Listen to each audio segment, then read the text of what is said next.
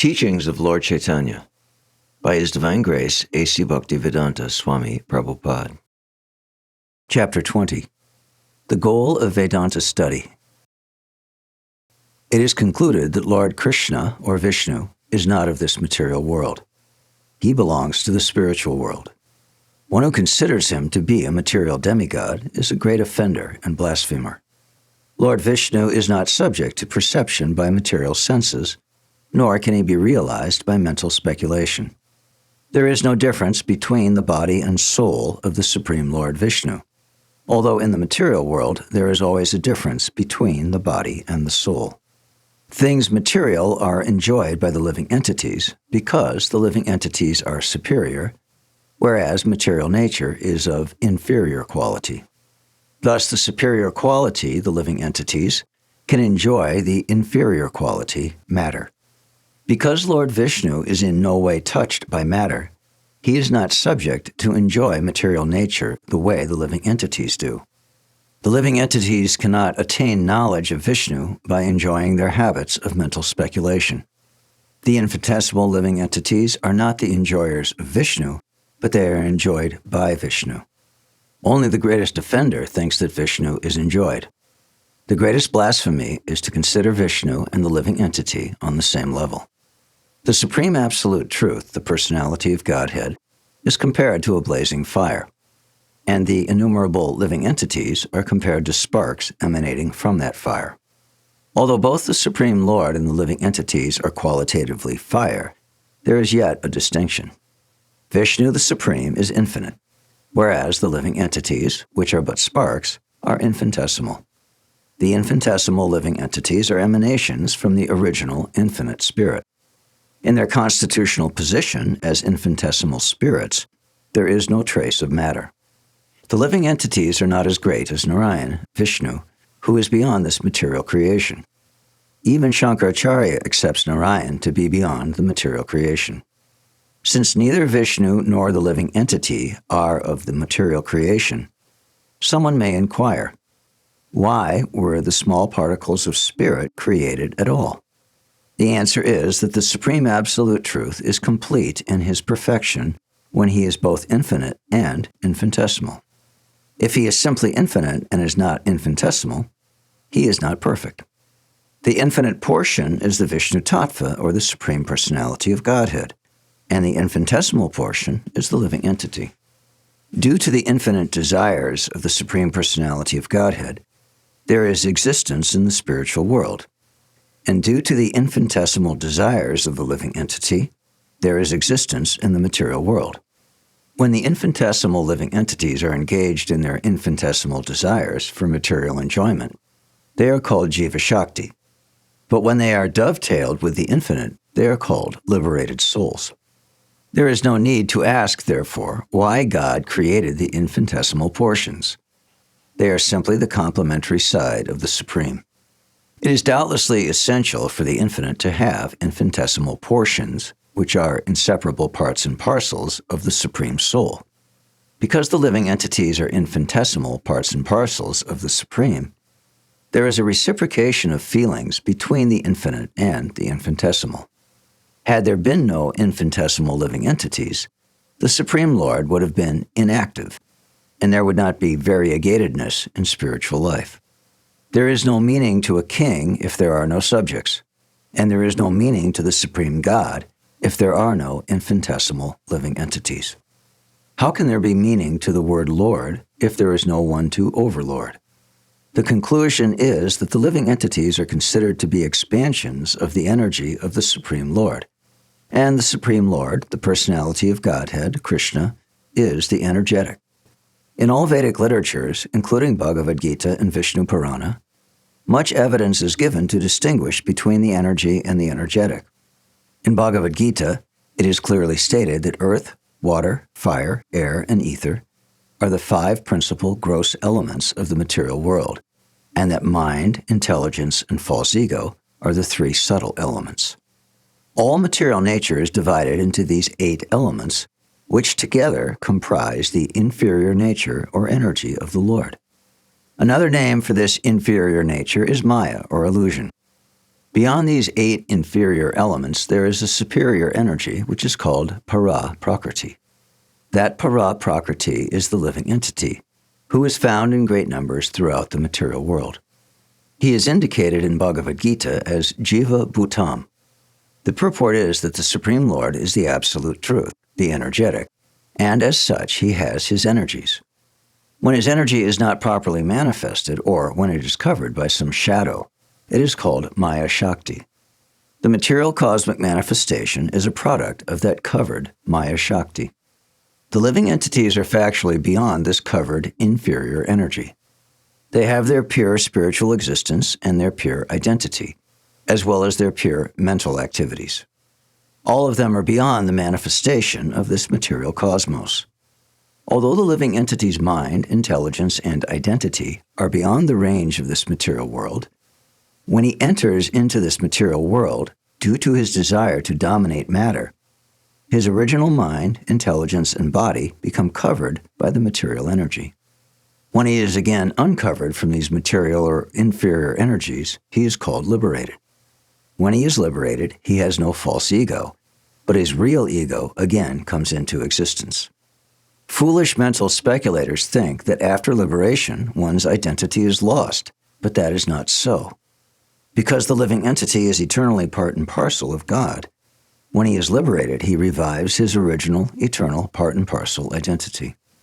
The realization of Aham Brahmasmi, I am not this body, does not mean that the living entity loses his identity.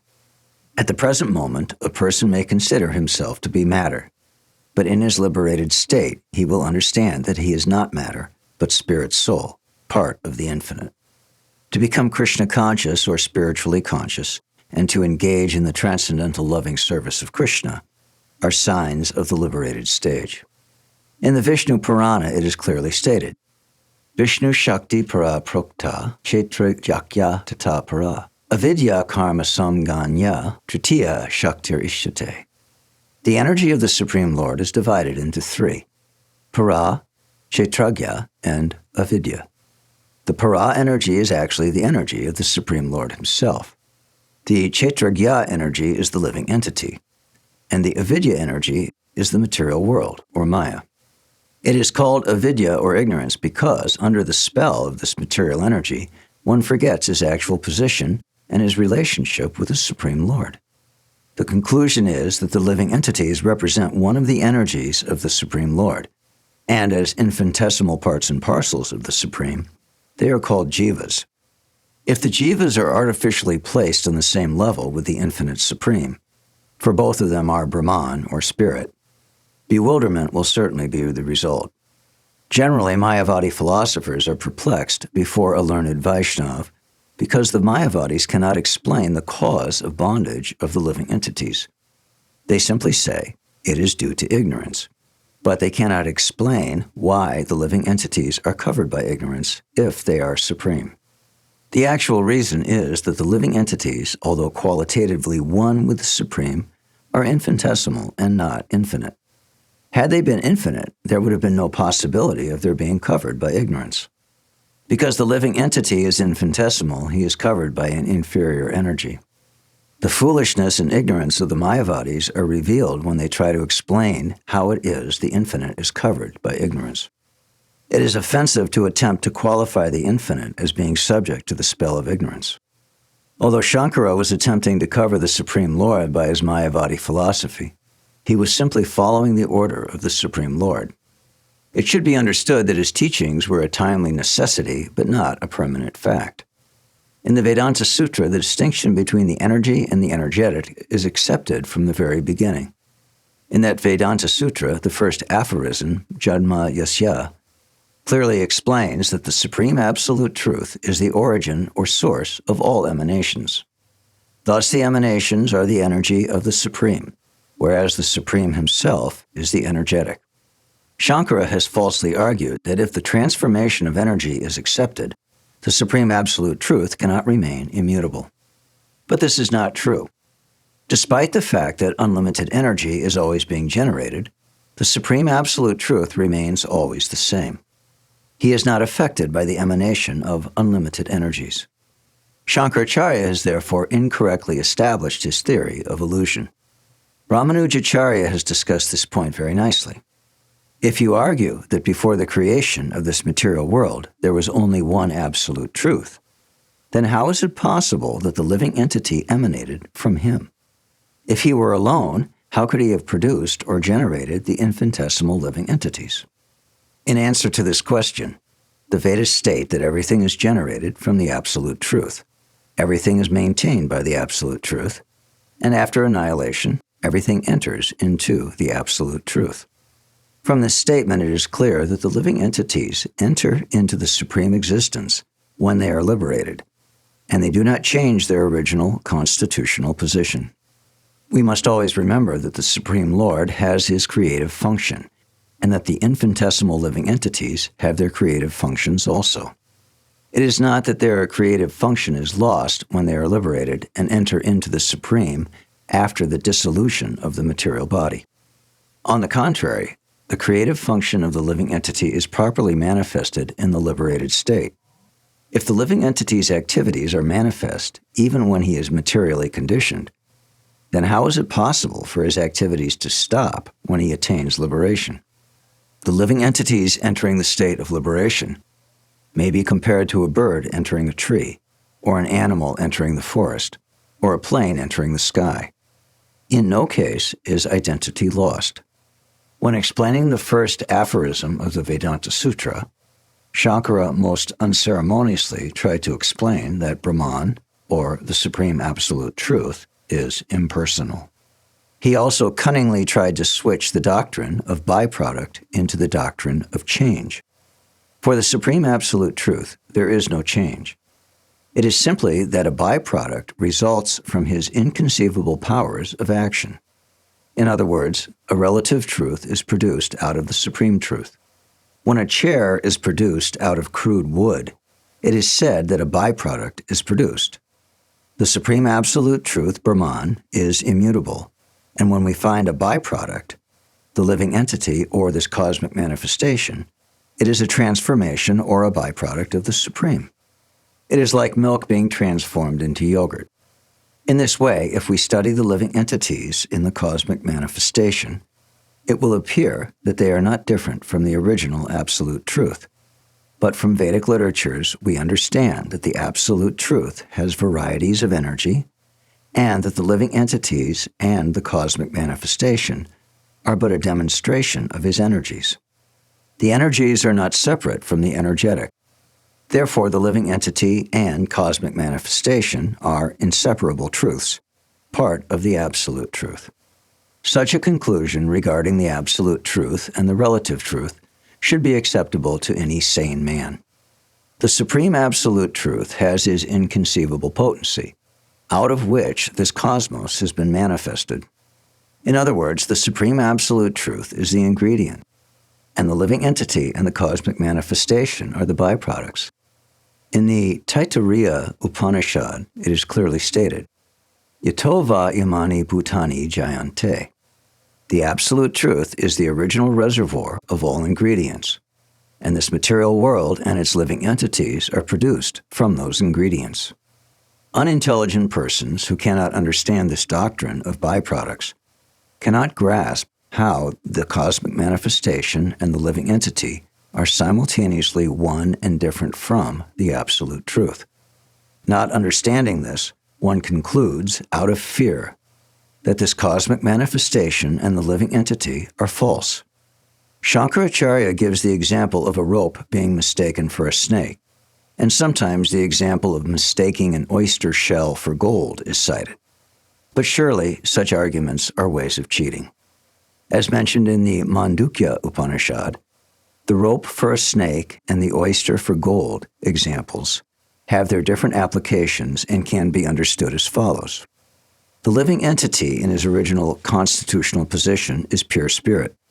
When a human being identifies himself with the material body, he may be said to be mistaking a rope for a snake or an oyster shell for gold. The doctrine of transformation is accepted when one thing is mistaken for another. Actually, the body is not the living entity, but the doctrine of transformation accepts the body as the living entity. Every conditioned soul is undoubtedly contaminated by this doctrine of transformation. The conditional state of the living entity is his diseased condition. Originally, the living entity and the original cause of this cosmic manifestation exist outside the state of transformation. However, mistaken thoughts and arguments can overcome a person when he forgets the inconceivable energies of the Supreme Lord. Even in the material world, there are many examples.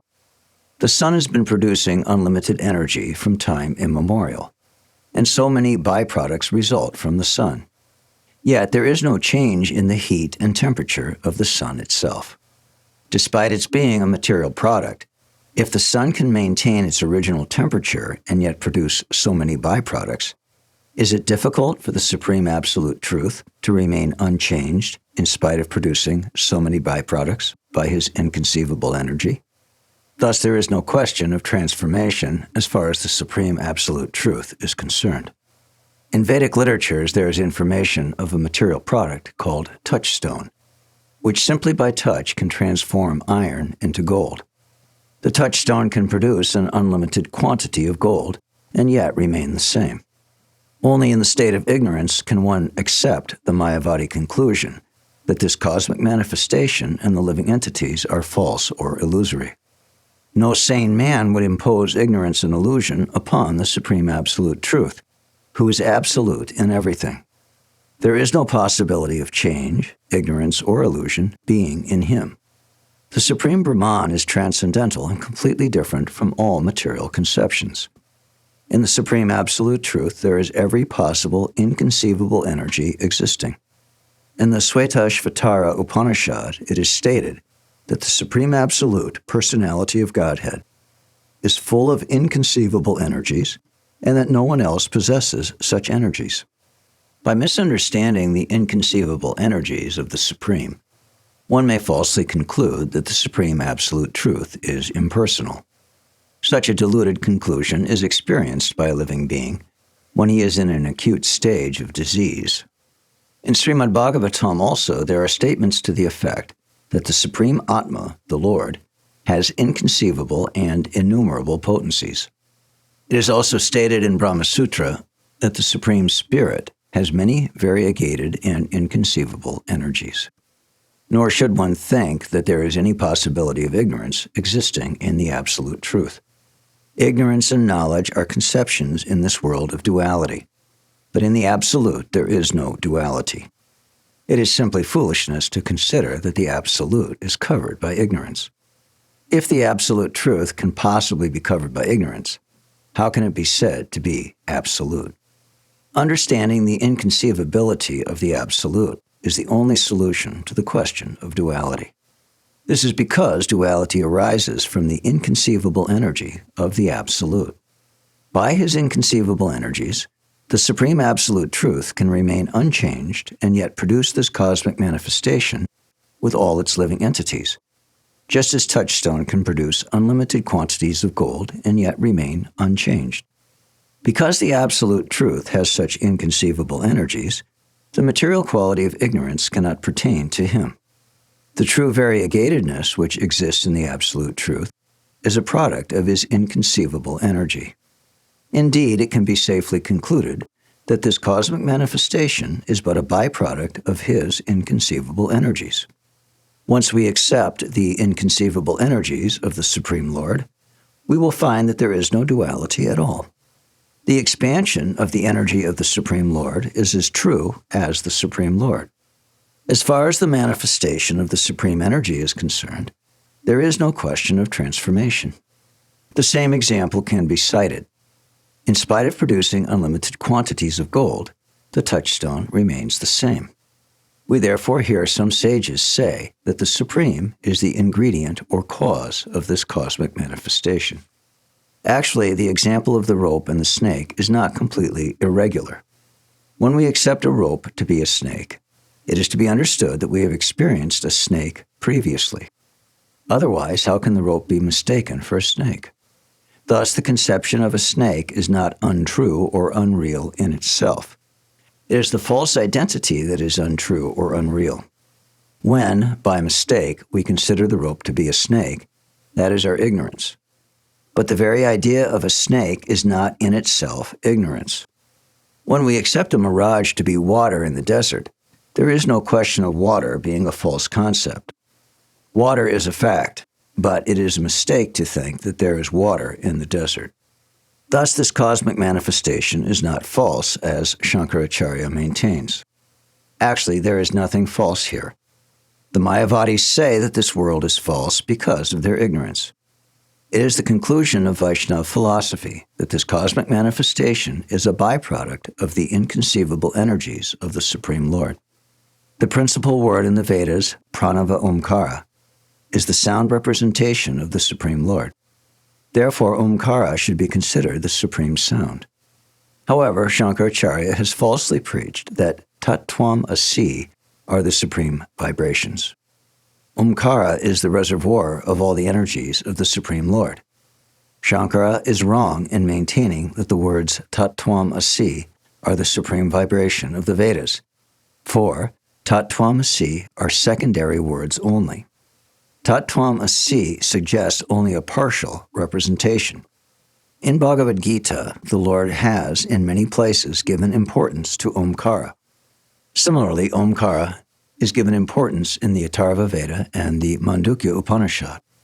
In his Bhagavat Sandarbha, Srila Jiva Goswami says, Omkara is the most confidential sound representation of the Supreme Lord. The sound representation or name of the Supreme Lord is as good as the Supreme Lord himself. By vibrating the sound of Omkara, or of Hare Krishna, Krishna Krishna, Hare Hare, Hare Rama, Rama Rama, Hare Hare, one can be delivered from the contamination of this material world. Because such vibrations of transcendental sound can deliver a conditioned soul, they are known as Tara, or deliverers. That the sound vibration of the Supreme Lord is identical with the Supreme Lord is a fact. This is confirmed in the Narrated Pancharatra. Vyaktam hi Bhagavan eva sakshan narayana swayam ashtakshara swarupena mukeshu parivartate. When the transcendental sound vibration is practiced by a conditioned soul, the Supreme Lord is present on his tongue. In the Mandukya Upanishad, it is said that when Omkara is chanted, whatever is seen as material is seen perfectly as spiritual. In the spiritual world or in spiritual vision, there is nothing but Omkara, or the one alternate Om. Unfortunately, Shankara has abandoned this chief word, Omkara, and has whimsically accepted Tattvam Asi as the supreme vibration of the Vedas.